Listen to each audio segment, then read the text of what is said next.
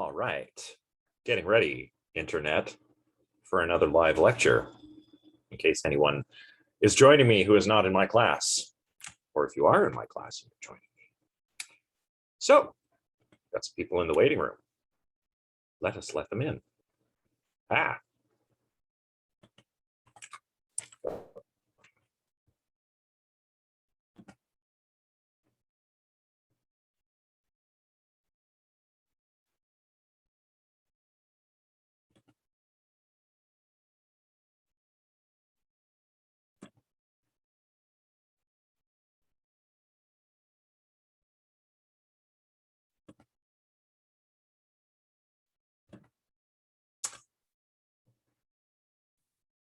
Here we go. All right. All right. Hi, everyone. Just have a few more minutes, so I'll wait for others to arrive before we get going. But the plan is, of course, today to finish off chapter 3, which is a very dense chapter. I'm hoping the next one will be slightly, or perhaps significantly, that would be nice, significantly less dense.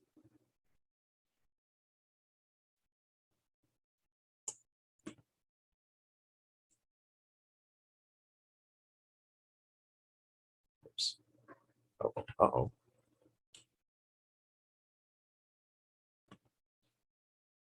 Okay, we need to share screen.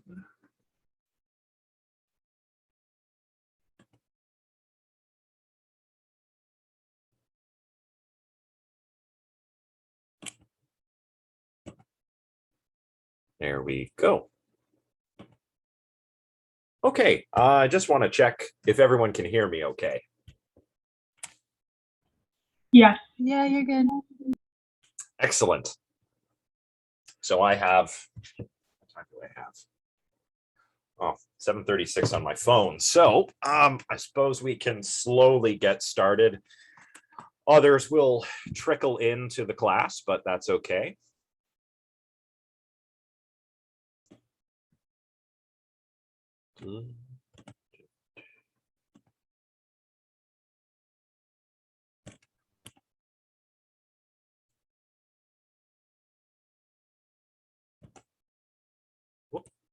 All right. All right, good. So let's minimize myself there. Okay, so last time, because we were wrapping up chapter 2, we didn't really get all that far into chapter 3. Chapter 3, of course, concerns the relationship between emotions and other cognitive states, particularly desires. Beliefs are discussed, of course, in this chapter. Desires are discussed a lot more, the role of desires in emotions, and whether desires are either partially or wholly constitutive of emotions, or whether they are not. So that's kind of fun. So last time we did not get very far. We just spent a little bit of time discussing emotions and beliefs. I suppose we've done that a lot already throughout the class. The first chapter focused on this quite a bit, right? The difference between emotions and psychological states and other affective states, cognitive states, all kinds of states, right? So today, we won't spend too much time talking about emotion or talking about beliefs and emotions. We will get right into the two sort of groups of theories, which, they are really groups of theories, but the authors treat them as sort of one single example of a type of theory, right? And one example of one type of theory is a mixed theory. So we need to assess the mixed theory, which says that emotions are, as I said before, emotions are wholly or partially constituted by cognitive states, which includes beliefs and desires. And just to remind you all, beliefs and desires are what we call propositional attitudes, right? It's a way of understanding mental states or psychological states. We say, what are mental states? Well, one way to cash out what a mental state is to say that it's an attitude we adopt toward a proposition. Now, not all not all mental states are propositional attitudes, but all propositional attitudes are mental states. And remember further that a proposition is a statement about the world that can be true or false. So a propositional attitude is an attitude we adopt toward that proposition, right? A great example, the example I've used many times, and kind of to be found elsewhere in all kinds of different philosophy books and philosophy courses, is something like a proposition, it is raining. It's a statement about the world that can be true or false, and I can adopt an attitude toward that proposition, such as belief. I believe that it is raining, or I desire that it stop raining. So those are propositional attitudes. So emotions, are they wholly or partly constituted by mental states like those kinds of propositional attitudes? That's what the mixed theory claims is the case. The second theory, or group of theories that we're going to discuss, is the theory that emotions are not combinations of beliefs and desires at all, but rather they are a kind of representation. It could be a mental representation or an embodied representation, depending on where you sit theoretically, but they are representations of how our desires actually fare, whether that is to say, whether our desires are fulfilled or not. And this is called the desire frustration satisfaction theory. Now, each theory does have some pretty interesting advantages on a first look. However, each theory also faces some objections, which, as we'll see, will lead the authors to question whether maybe each of these approaches are a little misguided. That is to say, rather than understanding or attempting to understand emotions as combinations of beliefs and desires, or as representations of whether our desires are satisfied or not, maybe we should look at emotions in terms of evaluations or judgments. And I've been dropping little breadcrumbs about Richard Lazarus's theory, appraisal theory, and that's very much what he does. We haven't really talked about his theory in any great depth, but an appraisal theory is like an evaluation, right? It says that emotions are evaluations or judgments. So that's where we're going to get to. But before that, we need to talk about what is good and bad about the mixed theory and about the desire satisfaction frustration account. So let's talk about the mixed theory first. So in chapter 1, we learned a lot about why we should think of emotions and beliefs and desires as distinct psychological states, right? Emotions are quite complicated, and we haven't quite figured out what they are yet. Beliefs and desires are both propositional attitudes, or at least can be understood that way. But beliefs and desires are kind of different from each other too, right? All of these have intentionality, emotions, beliefs, and desires. They all have content. But beliefs and desires have an opposite direction of fit. Remember that beliefs have a mind to world direction of fit. You want the representation in your mind to fit the world, such that you have a true belief. Desires are the opposite. You want to change the world to bring it in line with your desire, what you're representing in your mind. So they have a world to mind direction of fit. So there are differences here. Nonetheless, a lot of different theories of emotion do give these kinds of mental states a very prominent role in explaining the emotions. And there's good reasons why, right? Like the snarling dog example, the running example in the chapter of Jonas, who is afraid of the smiling dog or snarling dog.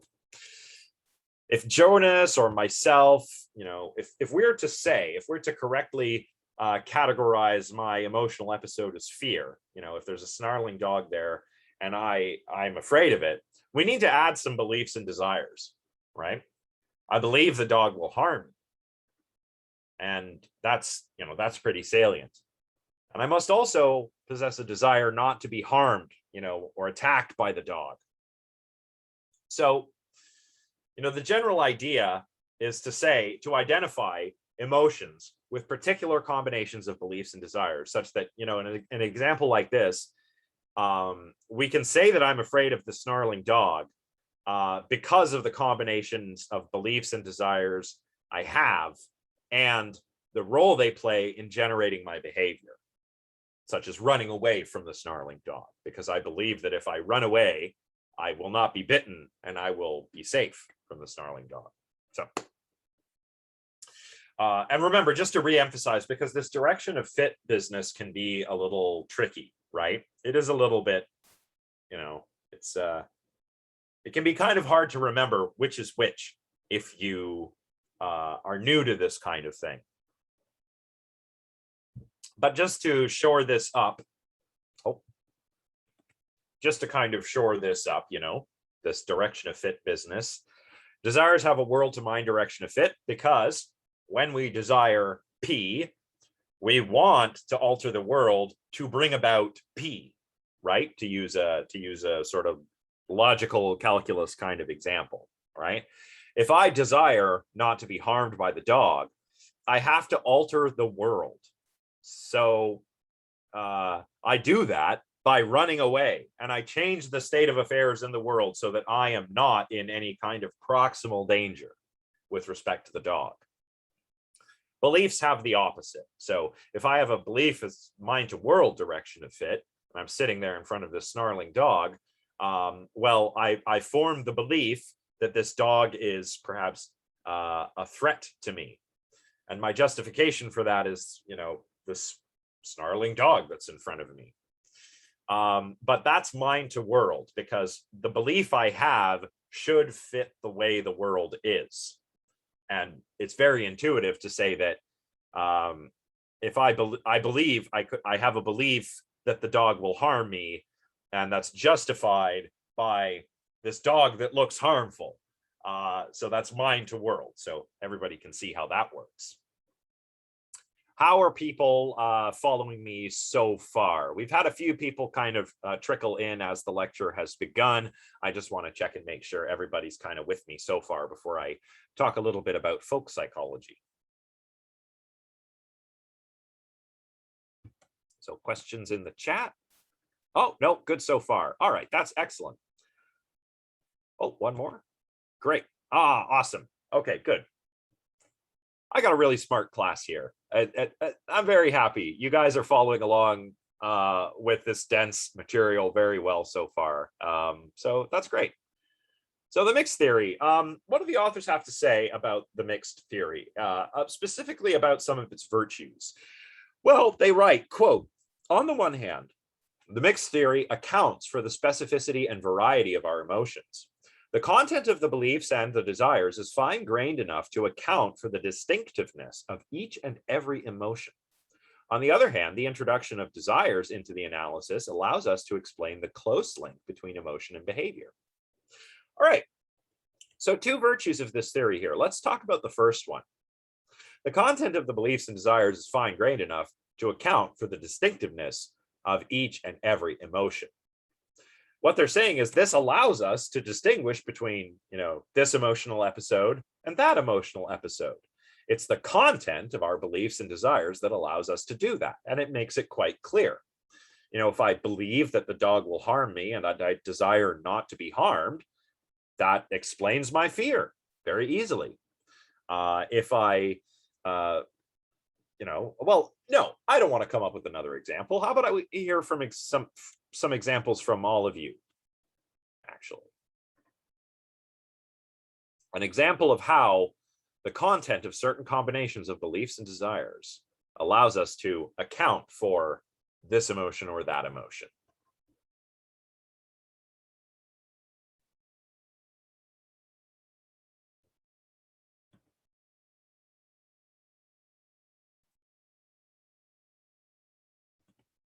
Well, I think, let's see. Let's go with a positive emotion, because Oh, maybe we have an example in the chat. Yeah, being okay, that's a good example. Being excited over an upcoming event. So I would say that we could call that anticipation. Or maybe that's not specific enough. Anticipation, positive anticipation, maybe. But yeah, you have certain beliefs about the event. The event will be fun.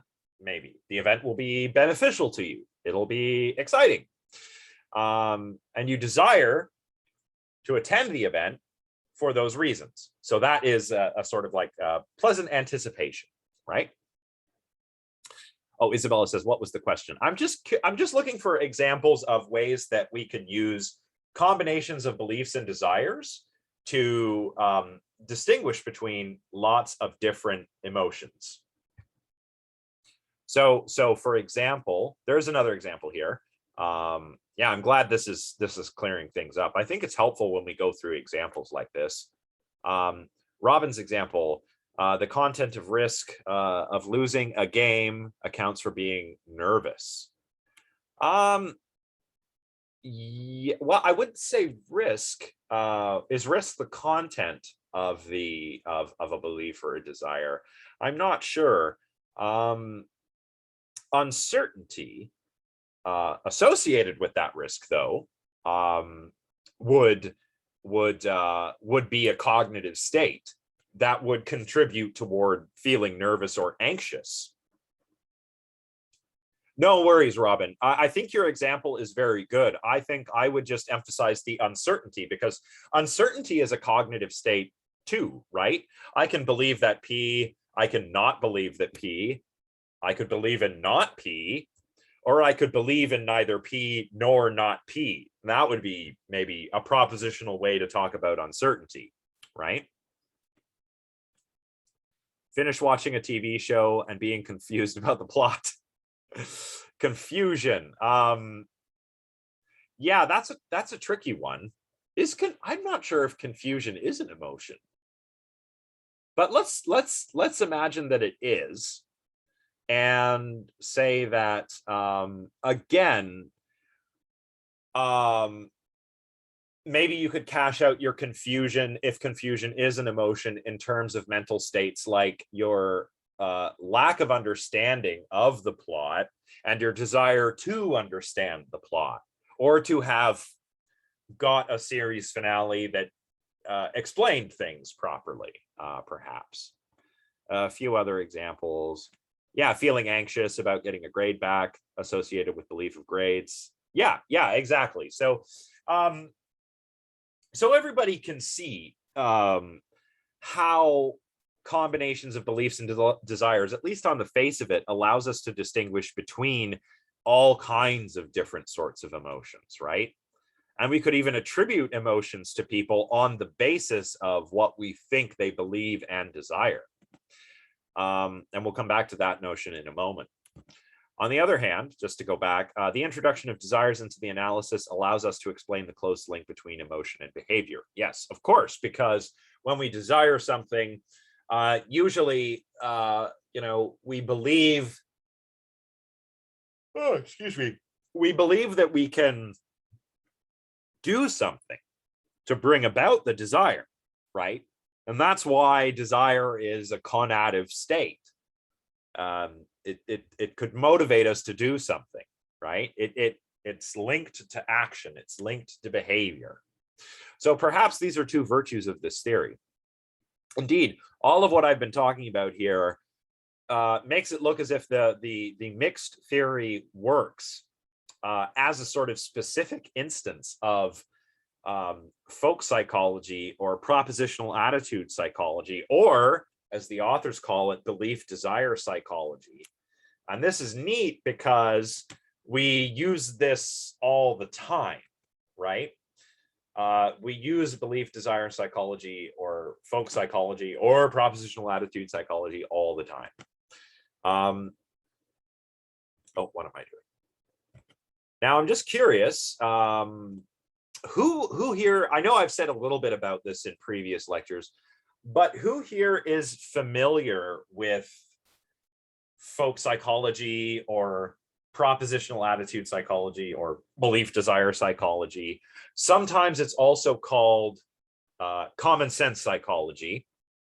I'm just curious if anyone has heard about this. Isabella, okay, yep. Chelsea, kind of. Robin, a little bit. Okay. Riley, yeah. Okay. So it's something that some of you have heard of. All right. Does anyone want to take a... Oh, Becca, good, good. Okay, good. Lots of people. Okay. Who wants to take a crack at explaining what it is? I think it's like, I don't know about propositional attitude. I've only seen like folk psychology briefly in my first year like psychology class. I think it's like about like a human's like ability to explain like a behavior and like maybe predict it. I think, isn't it? Basically, yeah, that's Yeah. what it is. And it has lots of names, right? So folk psychology, propositional attitude, belief desire, common sense, everyday. It has so many different names, but that's correct. And Chelsea, you're right as well. A loose attribution or explanation of behaviors or character. I would say more so on behaviors and not so much character, but mental states, right? So like, you know, we do this all the time, right? Let's say I'm running an experiment. So I put some posters up and, you know, come and participate. Participants get $10 for participating in the experiment. And someone shows up at the lab. And I could assume, you know, that they read my poster and formed the belief that there's an easy $10 available and they have a desire for money because, you know, they're a student and we need money when we're students. So, you know, there's this chain of beliefs and desires that might explain that person's behavior, right? So that when someone shows up at my lab, I know why they're there. I'm like, you're here for the experiment, even if they haven't told me that, because I'm like, well, no one else comes to my lab because it's in the basement and no one can find it. But there was directions. There was this promise of a $10 reimbursement for participating, you know. So we explain behavior that way. Or, you know, think if you had like somebody who's actually in an emotional episode. Like, okay, so maybe I'm in the philosophy department in the mailroom, and maybe one of my colleagues smashes the photocopier, like, damn it, you know, and hits the photocopier. What could I conclude on that basis? Very obviously.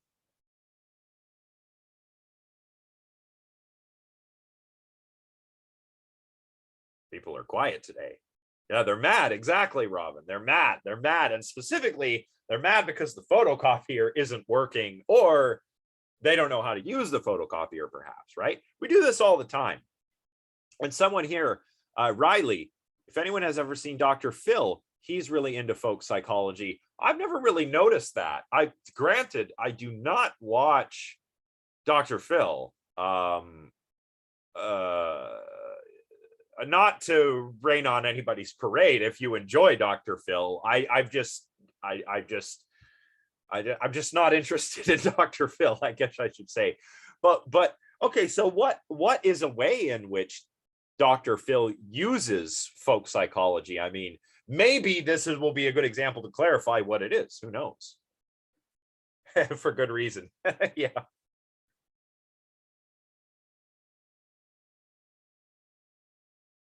Well, I don't know. Dr. Phil's funny because sometimes he gets a case of somebody who is really weird or different, and he can't really come up with a good reason why they shouldn't be the way they are. Like there's that person who lives like they're a dog.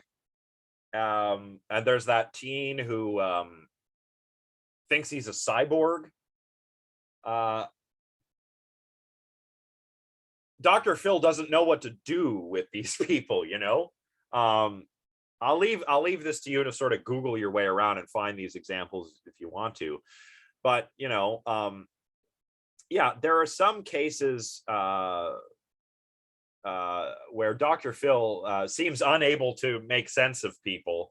But yeah, here we go. Yeah, X's mom ran them over because she was envious of the child's purse or something. Yeah, I guess there's a lot of this family of fighting everyday psychology. And yeah, now I'm beginning to see what you mean. I think Dr. Phil has got to say, like, to get people to or really any therapist, Dr. Phil isn't really a therapist, but yeah, his license was revoked. He doesn't really do therapy, but on his show, he just kind of has you on the show and he hooks you up with a real therapist later. But yeah, like in the show, or like if any therapist worth their salt is probably going to try and get you to maybe see, understand your own beliefs and desires, because you might not realize what's going on. You can have unconscious beliefs and desires, right? So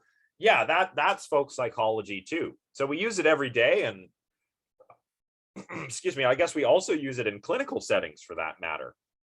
So folk psychology, hiccups.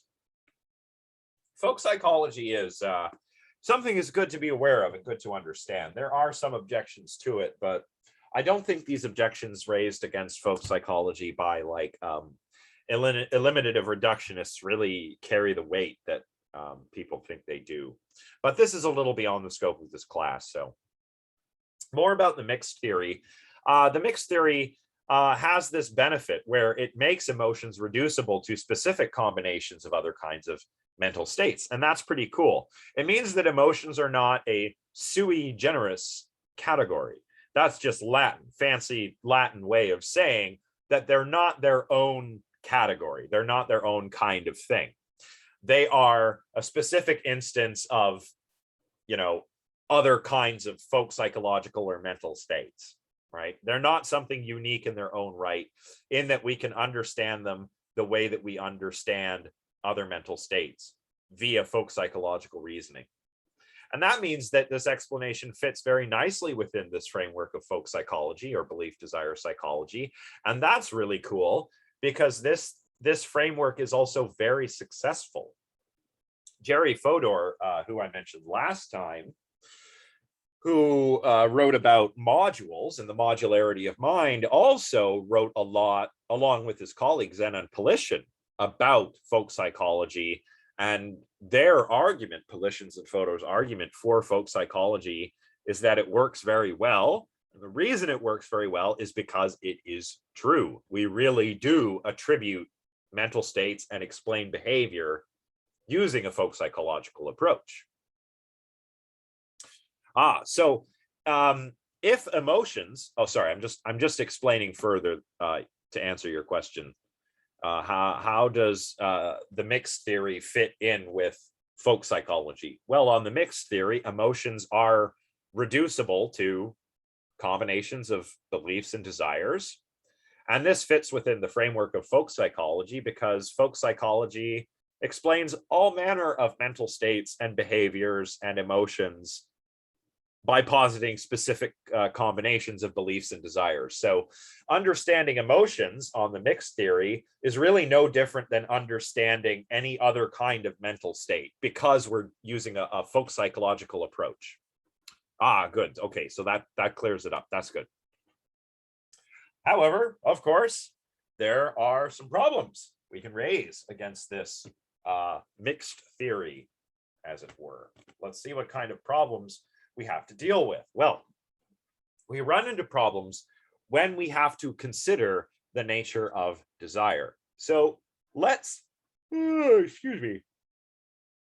talk a little bit about desires and emotions again. So what are desires? Well, we know that they're a type of mental state. We know that they have a world to mind direction of fit. We know that they're a type of conative state. We know that they're typically directed at states of affairs, the way the world is. If I desire that P, well, P must be some state of affairs because I want to make the world such that it accords with my desire, which is represented in my head. And of course, desires are constitutively linked with the belief that one can do something to bring about the desire. That is to say that that belief that you can actually alter the world to bring it about such that it is in line with your desire, that is part of the desire. That belief constitutes part of that desire, right? On the other hand, emotions aren't always directed at states of affairs. They can also be directed at objects like a work of art, or at people, or all manner of things. And emotions are not connected with action as tightly as desires are. So, excuse me. If I have a desire, or if you want to say that I have a desire, something I've got to have is a belief that I can actually do something to bring about my desire. Otherwise, it's not a desire, it's just a wish, right? So, if I desire to go to the North Pole, well, that's probably not really a desire. That's probably a wish, because how the heck am I going to get to the North Pole? It's very difficult to do that. But I can talk about having a desire to visit Iceland, because there is something I can actually do to visit Iceland. I can save up a little money, buy a plane ticket, and go to Iceland. So, but emotions aren't connected with action that same way, right?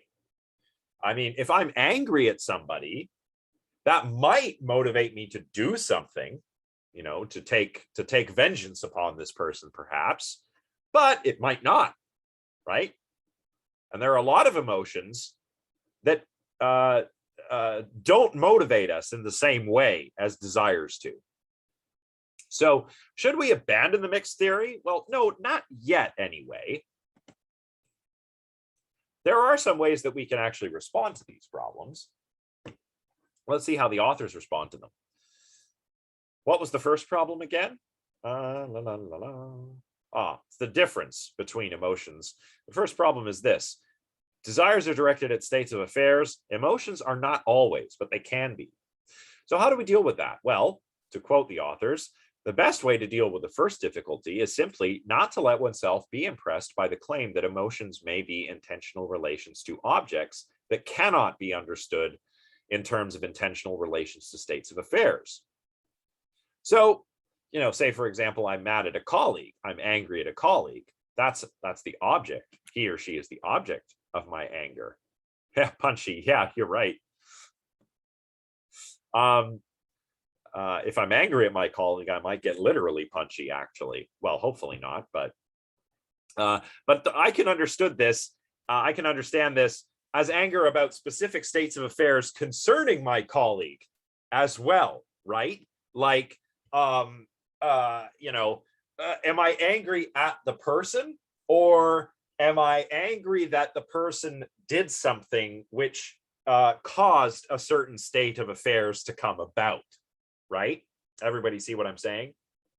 So that's how we can deal with the first problem, or at least one way we can deal with the first problem. What about the second one?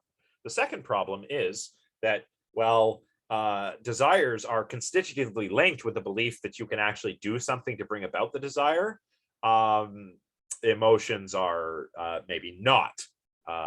So what do we do about that? Well, the authors say, as regards to that difficulty, the natural option is just to broaden the class of cognitive phenomena that the theory can appeal to. So maybe the mixed theory doesn't have to just include combinations of beliefs and desires, but it can include combinations of beliefs and other kind of cognitive states. I don't know about this myself. There are lots of different kinds of cognitive states. Wishing, hoping, these are cognitive states, but they may be more like emotions in their own right, not desires. On the other hand, urges are conative states, thirst, hunger, sexual urges. These are conative states, but it's a little more difficult to make some of these seem propositional. At least that's what the authors say. I'm not sure if I agree with that though. So those problems are not insurmountable, but there may still be reasons to resist the mixed theory. Why? Well, as the authors argue, it's likely that the mixed theory actually misconstrues the explanatory relation between emotions and cognitive states, like desires. So, why is that? Why do they say that? Well, it has to do with the different kinds of content that our desires feature, right? Remember, desires are intentional, right? So they have content, they're about something. But broadly construed, we could have a desire, we could have a desire that has open content or a desire that has what we call restricted content. Open content is broad or open, as the name suggests. So if we take the open approach and try to cash out the anger, for example, as a combination of certain relevant beliefs and an open desire not to be offended, that's an example of desire of anger as certain beliefs with an open desire. My desire just not to be offended, or fear, perhaps a desire to preserve physical integrity. Right? So they're open-ended. An open desire kind of persists throughout time. It's broad in scope, whereas restricted contents are about particular things, right? Anger might involve certain specific beliefs with a restricted desire, i.e., the desire to punch a particular person. Although, don't do that. Fear, if it's restricted, if it's certain beliefs coupled with a restricted desire, would be, like a desire to avoid being bitten by this dog or that dog or something, right? Now, so what's the problem? Well, the problem is that a lot of desires that have restricted content can't actually be recruited into the mixed theory. Only desires with open content.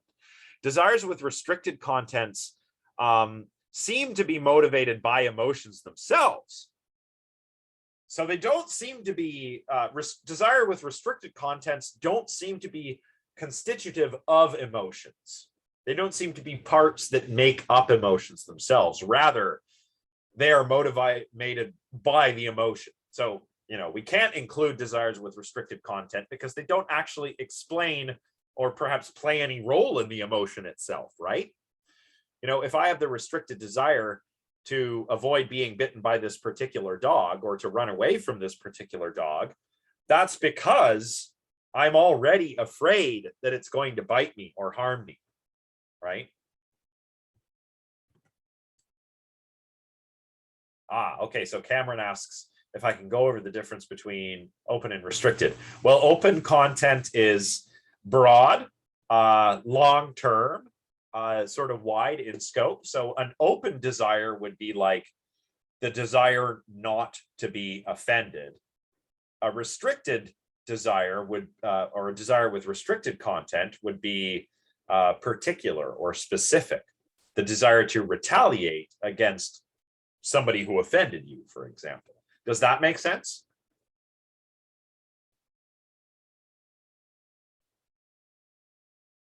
Excellent. All right. So let's get on to the next slide, where we'll talk about other problems. Well, actually, other problems and the problems I just raised too. So if the mixed theory incorporates desires with restricted content, maybe it could individuate, different instances of emotions. This emotion versus that emotion, particular emotional episodes.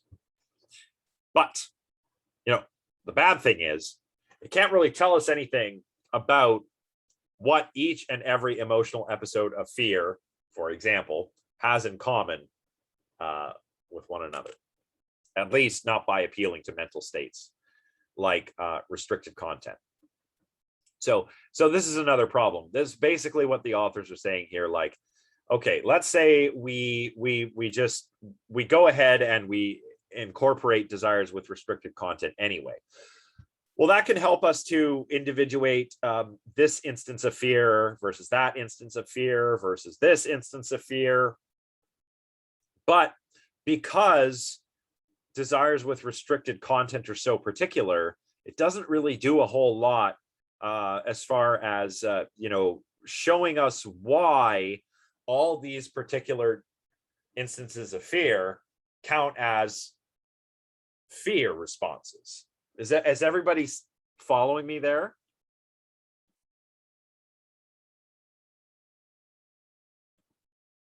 So far, it seems like nobody's not following. I think so.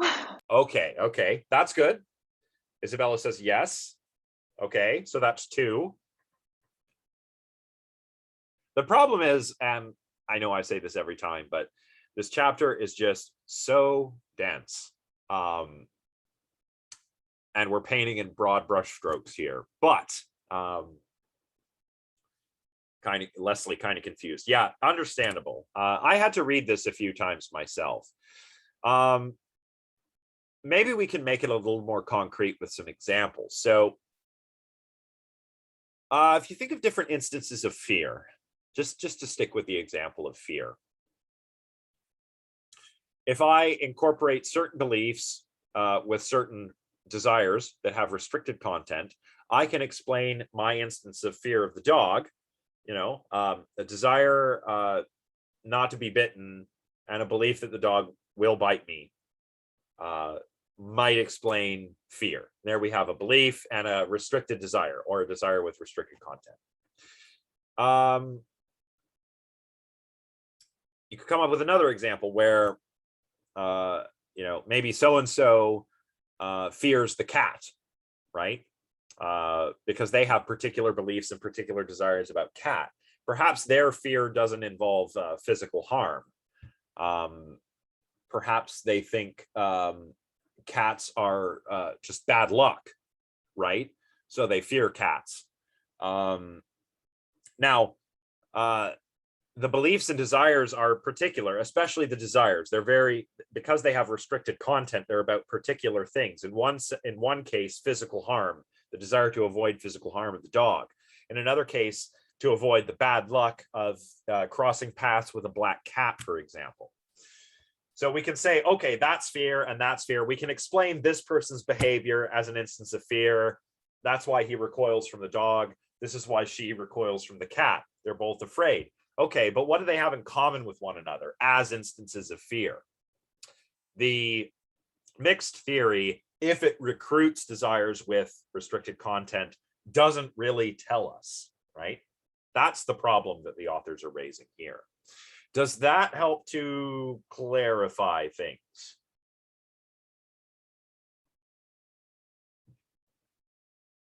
Oh, okay, good. I always wonder whether, if I'm saying something out loud in a way that makes it make sense to me, I worry that I still sound either still confused or just more confusing than the text. So good.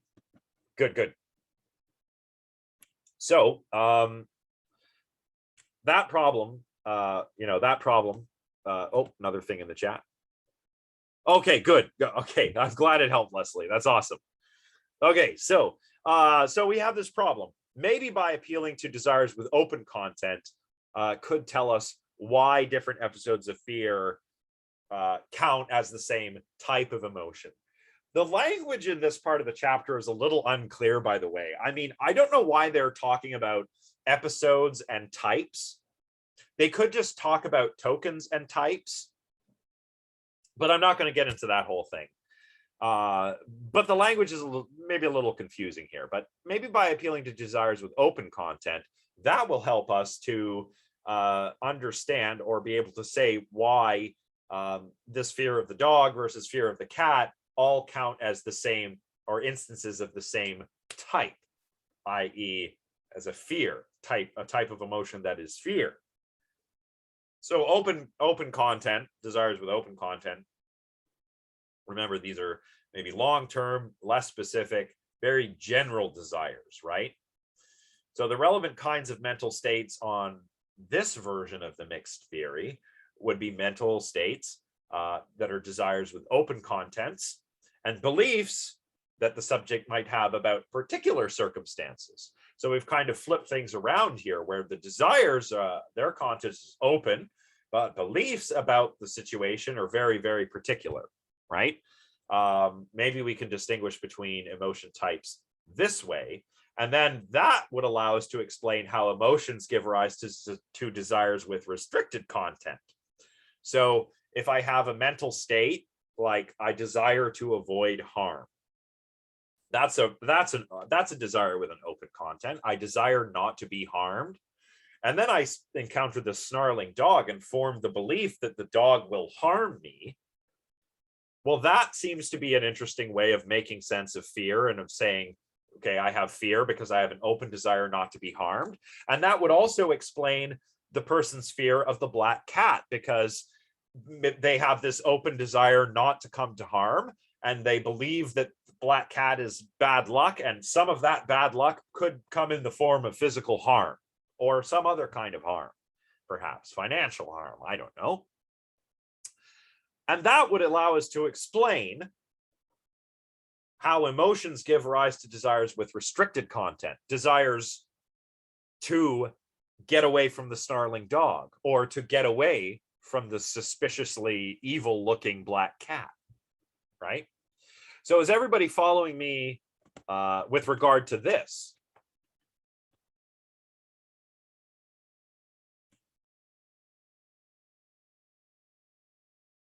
Okay, good. Riley understands. Excellent. Again, this book,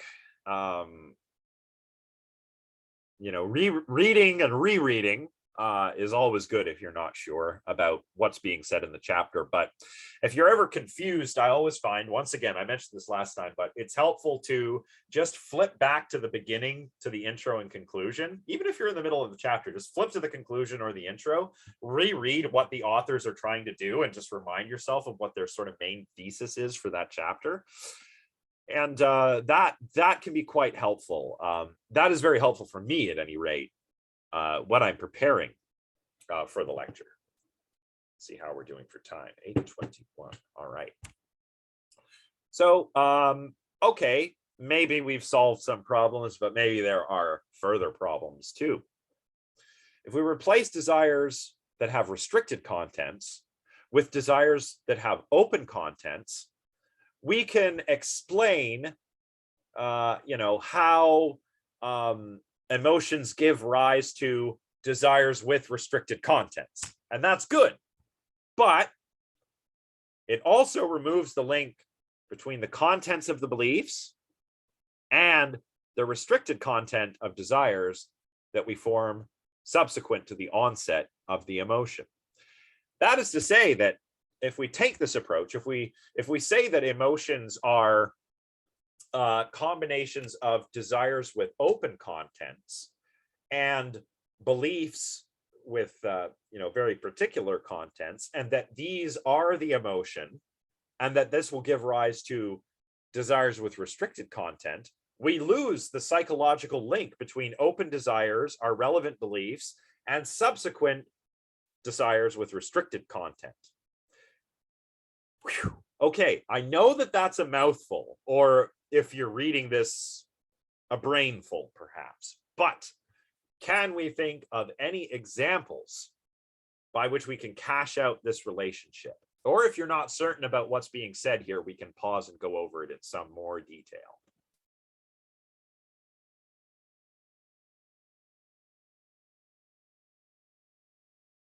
I'm thinking. That's good. Yeah, people, don't be afraid to take some time to think through this, because that's when the light bulb goes off. You can read it on the page 5, 6, 7 times, doesn't matter, unless you think it through, and then you'll have that eureka moment,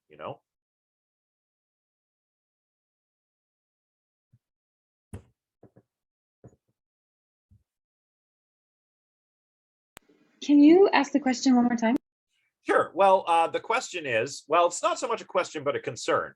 The authors say that if we say that emotions are constituted by desires with open content, like a desire to avoid physical harm, and with particular beliefs, like I'm standing near this dog is snarling, So I've got an open belief or an open desire, a particular belief.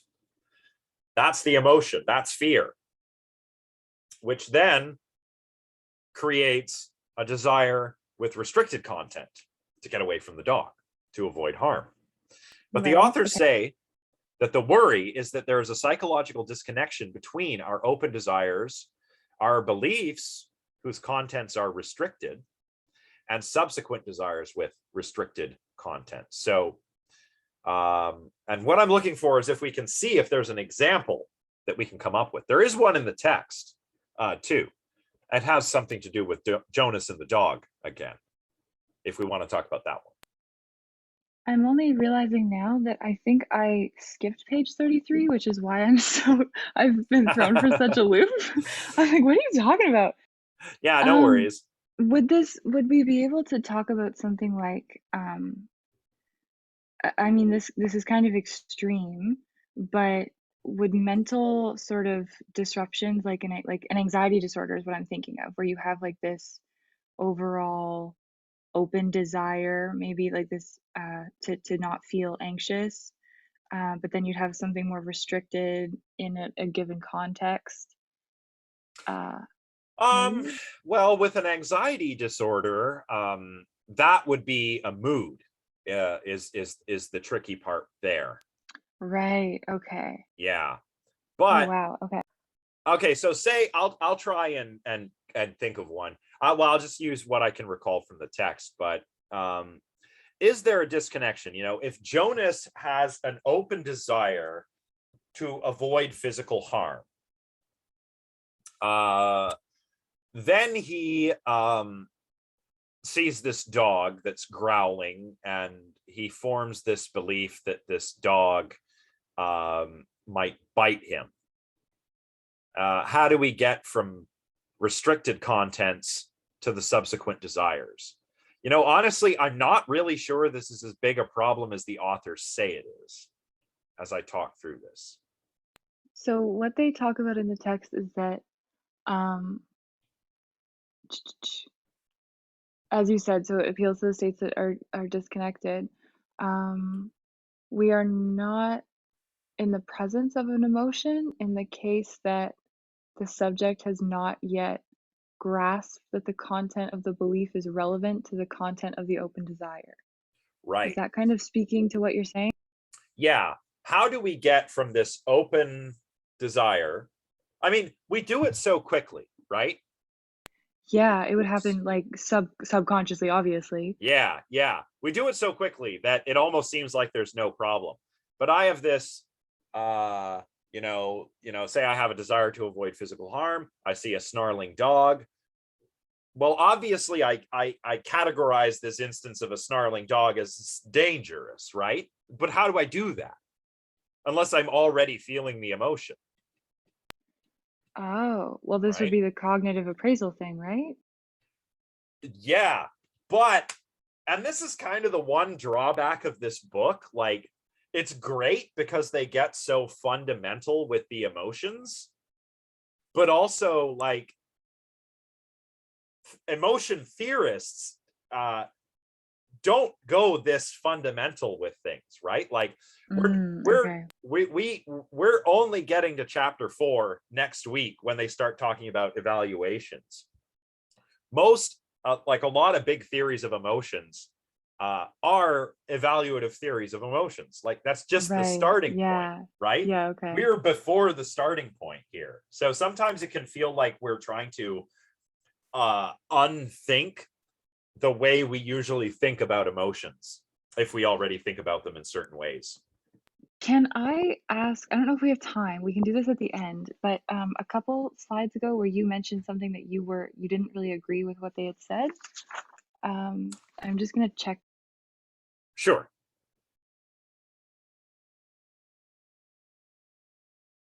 I think it's 2 slides ago where you have something about embed in brackets. Up one more. Back one more. Yeah, here. The second, it was the one right after this. Oh. Yeah, this one. I think it was the second problem that you spoke to. Does this have anything to do with what we're speaking about? Because I didn't completely grasp this, and I feel like this plays into how I'm able to continue this Oh, well, understanding. this is just one option that we can take. If this isn't essential for me to understand the rest of it, like we can totally, No. this isn't. So this, well, it's just, let me go back to the difficulty. The difficulty is that desires are constitutively linked with the belief that you can do something to bring about the desire. So you don't just need to desire that P, you also need to believe that you can bring about P, right? Okay, That yeah. you need those two things to say, I desire that P, right? The belief comes with the Okay. desire. Otherwise, it's not a desire, it's a wish. Right, okay. But emotions aren't really connected as tightly as desires are to actions, because we can have emotions and we say we have them without acting on them. We don't always have to act on them. And further, as they mentioned in chapter 1, we don't talk about emotions as being fulfilled or frustrated as we do with desires, right? Right, okay. So so a solution to that problem is to say that, well, if we want to include not just desires as traditionally conceived, but other conative states, we can just broaden our notion of desire. Right? Oh, okay. Yeah, I think And then this is how we move into the open and restricted kind of thing, right? Well, this is also kind of a different problem. Like they're just Okay. they're just kind of iterating through, like, here's a problem, it's not really a huge deal, but here's another problem, which also isn't really a huge deal, Okay. but there's so many Okay. problems that maybe we should do some other approach, right? Okay. Yeah, that seems to be what they're saying to me. So, as they say on page 33, the pressing question then is this: by means of which psychological states are the subject's beliefs about the particular situations she faces apt to motivate her to form desires with restricted contents in light of her desires with open contents, right? So yeah, it's like what I was saying a moment ago. We do this so quickly. I see the dog, I desire to get away from the snarling dog, but how do I go from that open desire not to come to harm? What's the psychological causal chain from that plus the beliefs to the specific or restricted desire to run away from the dog, right? That's the missing link. Now, the mixed theory is, I'll just say a few personal remarks about the mixed theory. I mean, intuitively, it's appealing. And if it does have a virtue, the virtue is that it fits so well within folk psychological explanation. But these problems that they're raising here are quite summative in this chapter. The authors are going to come back to this stuff too. So, if it's not clear even to myself or to any of you why these problems are problems, by the time we get further into the material, we should be able to see, upon reflecting back upon this material, why they really are problems, right? But so much for the mixed theory, which of course says that beliefs and desires combine to form emotions, and we can explain emotions that way. The second approach is the desire, satisfaction, frustration approach. So, what do the authors say about this approach? They say, quote, "The discussion so far seems to suggest that desires should be detached from the emotions, but nevertheless understood as being essential ingredients in an explanation of why emotions occur." It's really weird that they put this in the next section rather than at the end of the section on the mixed theory. I was just about to say that. That's so concise. Like, it's just... Yeah. That's why it's the same with like, oh, if you're confused, just read the conclusion. I'm like, why can't you be this concise in the middle of the chapter? Yeah, that's really good. I didn't get there yet. That's Yeah, funny. yeah. So desires are important. The question seems to be, are they constitutive of emotions? And that's what the mixed theory says. But there are reasons to doubt that desires are constitutive of emotions. But they're still important in explaining why certain emotions happen, why this emotional episode versus that emotional episode, right? So that's what's being said here. On the new approach, to continue, quote, open desires explain why we feel emotions, and the emotions themselves mediate between open desires and the restricted desires we come to form in the circumstances. So here's the missing link. What is the psychological process? Well, it's the emotions themselves that get us, that represent or form a link in this belief desire chain that gets us from an open desire to a restricted desire, right?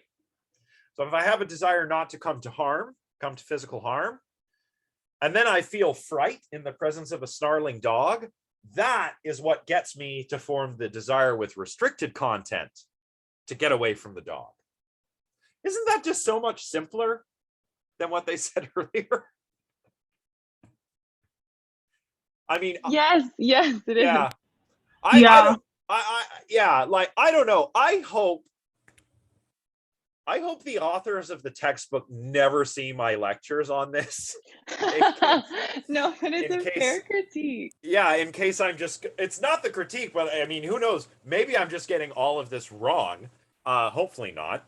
But yeah, there are points in these chapters where I'm kind of like, and then you get to the next section, and it's just one or two lines, like, oh, why did you just say that? Like, I anyway. actually did read this part, and it's only now as you're reiterating it in these, like, these are the sections I've highlighted, and I still didn't even really take them in because I had read so much of the other stuff that my brain was just like not processing it. So hearing you reiterate it is helpful for sure. Well, that's good. And honestly, sometimes, it's when I'm actually lecturing that, I kind of have learned it by rote before I lecture, and then after I lecture, For sure. I truly understand.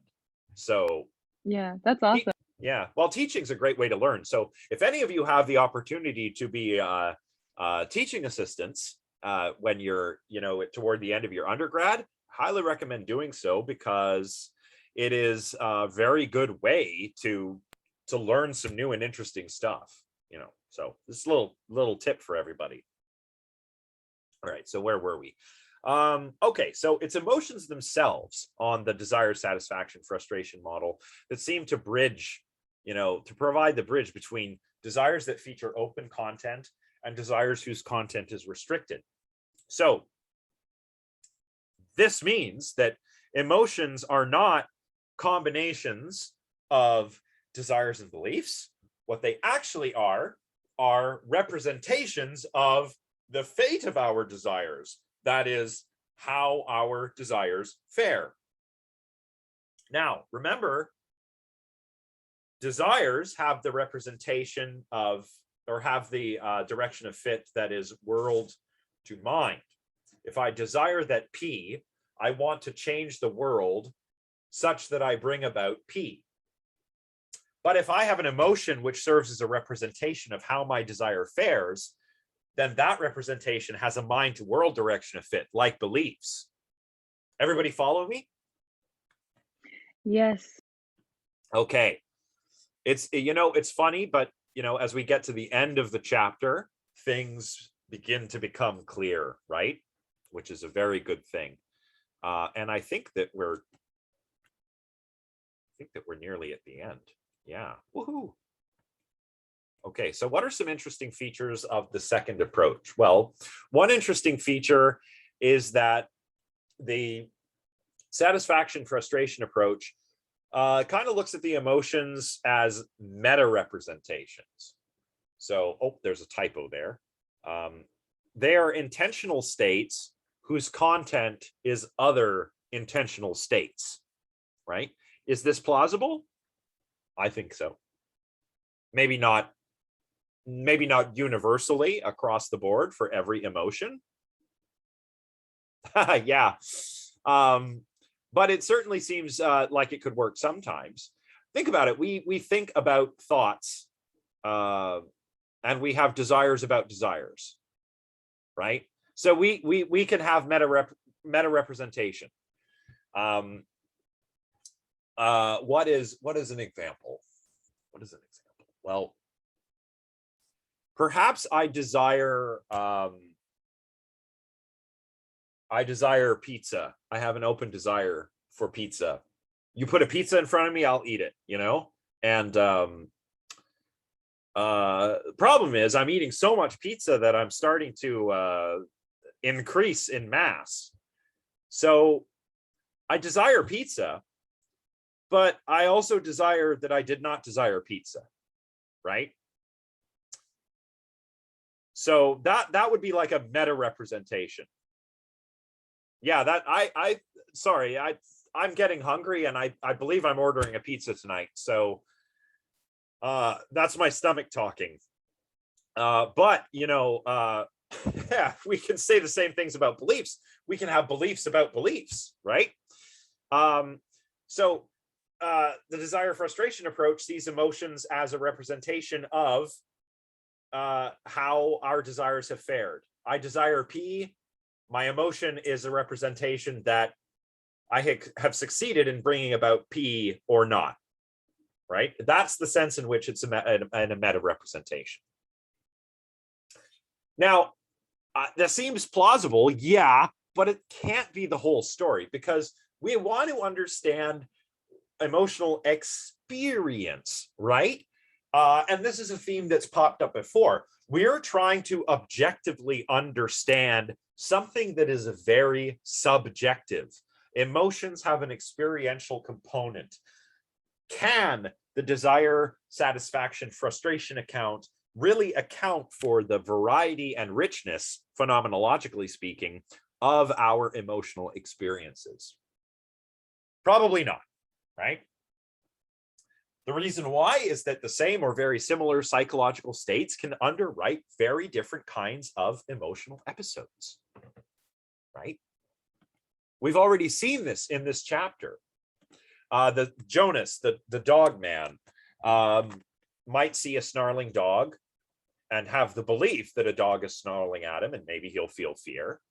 But if he's a dog trainer, maybe he feels amusement because he's, you know, he's amused at what he can get the dog to do. He can get it to snarl, then he can get it to sit, then he can get it to roll over, and he's just amused, right?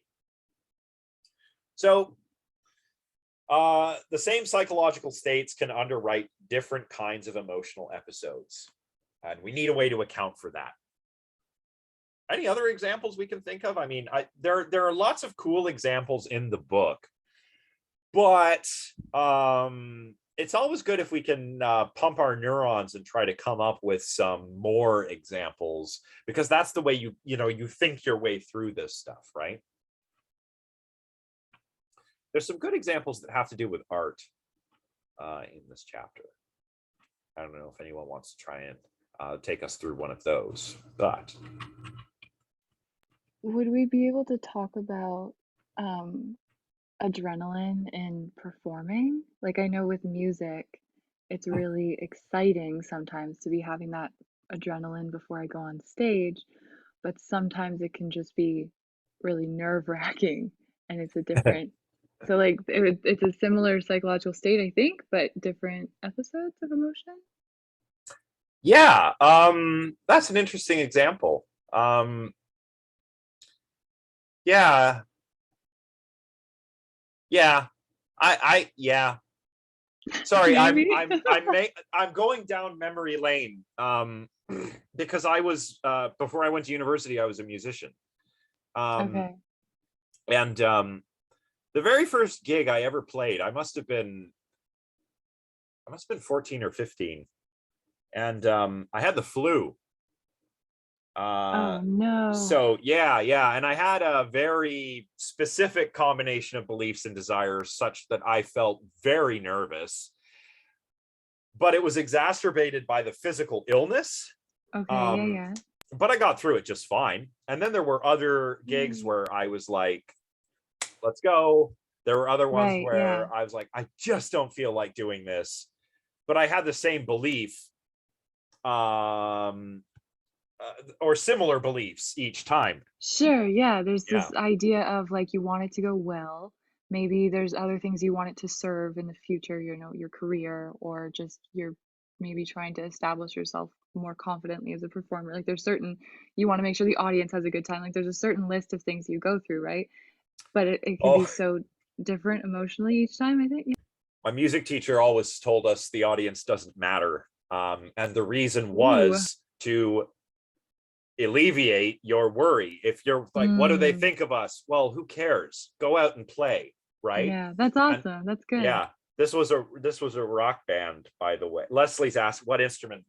Well, I can't resist a little self-indulgence. This is what I play. Oh, yeah. Yes, this is my main noisy bastard right here. And I got another one here. I keep all of them close by where I work. And there's another one somewhere around here. I play the guitar in case people don't know what That's that is. awesome. Yeah, Leslie, it is sick. I went to the music store because grad school, no time to practice unless you're a music major, maybe. I walk into Even the then, you're working all the time to be able to afford being a music major. That's yeah, why I I'm not a mean, music major anymore. yeah, like these things are not cheap, and Yeah. so I'm in the music store, and I formed the desire to go to the music store, together with the belief that I won't buy anything. I walked How'd out. that go? I walked out 5 minutes later with that pink monstrosity right there. That's amazing. Yeah. So, and you know what? It has been a good thing because, here it's the cognitive state. I see this thing sitting in the corner, and I formed the desire to play it. So I actually practice a lot more than I That's used to. awesome. So, but enough about that. Music is interesting though, in this context, because music itself is a vehicle we use to elicit different emotional experiences. And I hope to goodness that the authors say something about this later on in the book. If not, perhaps we can cut a couple of chapters and just talk about it for fun as we get toward the end of the class. Awesome. So, maybe if all of you are interested in that, I would totally do that. So, all right. How can we account for this phenomenological richness and variety? Well, I'm not exactly sure. But Deanna and Tironi think this. They say, it should be stressed that the present criticisms are premised on the fact that the version of the desire, satisfaction, frustration approach under consideration, that offered, for instance, by Walheim, has it that the emotion is partly constituted by the representation of the content of an open desire as frustrated or satisfied. That is what makes it implausible. So here's one of the issues we can raise against this. Yes, it is a little confusing. Should we just try music? Oh, Cameron, yeah, musical discussion, yeah. Before I play anything on it, I'd certainly have to practice a little bit more, but this is difficult when in the thick of teaching. But yeah, I've thought about that. Why not use my YouTube channel and put a song up there every once in a while? Probably start doing that at some point in the near future if people are interested. Yeah, this is what makes it implausible. If the emotion is at least partially constituted by the representation of the content of an open desire as frustrated or satisfied. Why is this implausible? Well, desires are open, or open desires are open. They're broad. How do we know when they're satisfied?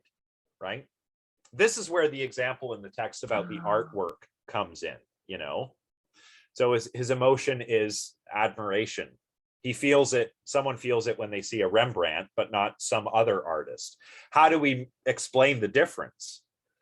We can't just say that he has an open desire to see art, and when he appreciates Rembrandt, but doesn't appreciate someone else, that his desire to see art was satisfied in the case of Rembrandt and not in the other case, right?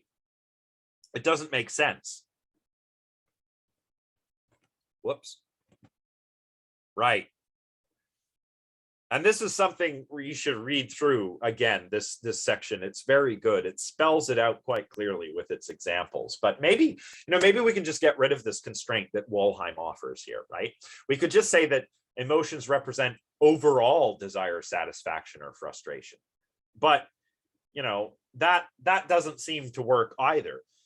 We would need to posit a desire which would require the same sort of explanation that we require for the emotional episode. If I'm moved by seeing a Rembrandt, is that because I've satisfied an open desire to see art? I mean, I don't know. We could also look at how personality plays into this, Oh, and value theory too, right? Like how you're valuing. Well, we're gonna get there, right? Oh, okay. And this is right what I was saying earlier. The authors are right, going like the evaluation, right? super fundamental and dense, and we're like, but why are? Well, maybe they're just judgments, and it's like, yeah, well, I think they are, but we have to get through this part. Prejudgmental, okay. Yeah, so yeah. Do emotions represent overall desire, satisfaction? I don't think so. So this also doesn't help us to distinguish between various instances or episodes of emotion types, and we're getting near the end here. So I had better. Why my phone do that? That's weird. Okay, I think we just have a few more slides. I'll read out this next bit. Oh, whoops. Oh, geez, my slides are all over the place today. What? Here we are. Okay. At this stage, we might well start to wonder whether open desires do not simply manage to play their allotted role in explaining emotions in virtue of being disguised evaluations. Oh, look, we got there. And I've added this bolded, italicized part. If this is what ultimately is going on in the approach under discussion, it appears to entail a complete reconfiguration of what desires are. In addition to, and in some cases perhaps even instead of, being states that aim at being fulfilled and so may turn out to be frustrated or satisfied, desires now appear to represent some state of affairs or objects as being worthy of pursuit or avoidance. That is to say, they are states of valuing or evaluations. That is, states with a mind to world direction of fit. And again, the emphasis is mind. So, right, we're sitting here racking our brains. Why aren't we just talking about things as judgments or evaluations? Yeah, okay, let's do that, the authors say. So if we do that, desires are representations of objects or states of affairs as being good or bad. They are evaluations. They are like judgments.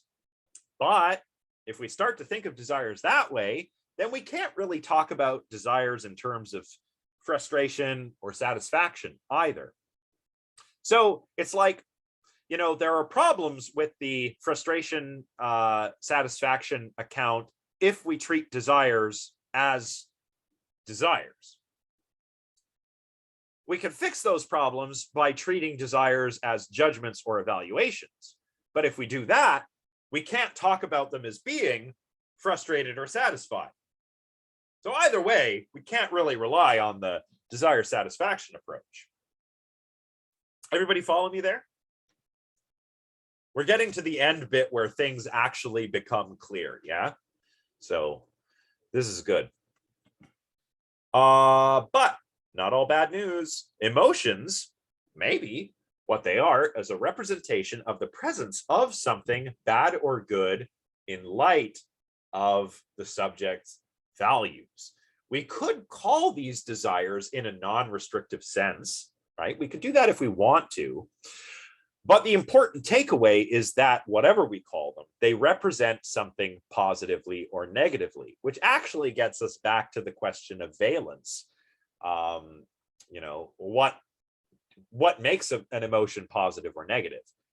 Maybe it's whether it's a negative or positive evaluation. So we're going to come back to this sort of questioning, this line of questioning in chapter 7 and again in chapter 9. For now, let's just briefly wrap up by talking about the author's conclusions. When it comes to the mixed theory, they offer the following conclusion. Both of these you can find on page 38. The various versions of the mixed theory, we argued, cannot individuate the different emotion types or constitute insufficient accounts of the emotion. So either they can't tell us what the difference between all these different types of emotions are. What's the difference between fright versus disgust versus joy versus surprise? They're no good there. They also constitute insufficient accounts of the emotions. So they don't give us a complete understanding of types of emotions. That's the problem with the mixed theory. Problem with the desire satisfaction approach, well, what did they say there? They say, we argued that such an approach either proves unable to explain the emotions or leads to a conception of desires as states of valuing that is difficult to reconcile with its central tenet. And of course, that's very much what I just said on the previous slide. So what is the takeaway? Dayana and Tironi think that the takeaway is that this, together with the fact that important alternatives to the conative approaches we discussed in this chapter view emotions as specific types of evaluations, should spur us on to take a closer look at the relation between emotions and values. And that is exactly what the next chapter is about. The next chapter is, of course, introducing values. We'll look at that next week. So I understand if people want to start filtering out, if you are going to start leaving, farewell, have a happy weekend. If anyone has any questions, I do believe I have some time before pizza. So I can take any questions that any of you may have. I'm good. I'm going to go. Thank you so much for this evening. No problem. Have a good one. See you guys next week. Oh, here's a question. Oh, thanks, Isabella. You too. Gracie. Yes, I am going to do my best to have your feedback done before you have to hand in the next critical response. Yes, absolutely. I'm going to make my very best effort to do that. Yes, Cameron. Yeah, I can't do any music tonight. I've got to eat pizza. I have a desire that P for pizza. Okay. Great. Okay. Yeah. Well, great. Okay. Thanks, everybody. If you do think of questions over the weekend, just hit me up on my Discord server or something. Otherwise, take care. See you all next time.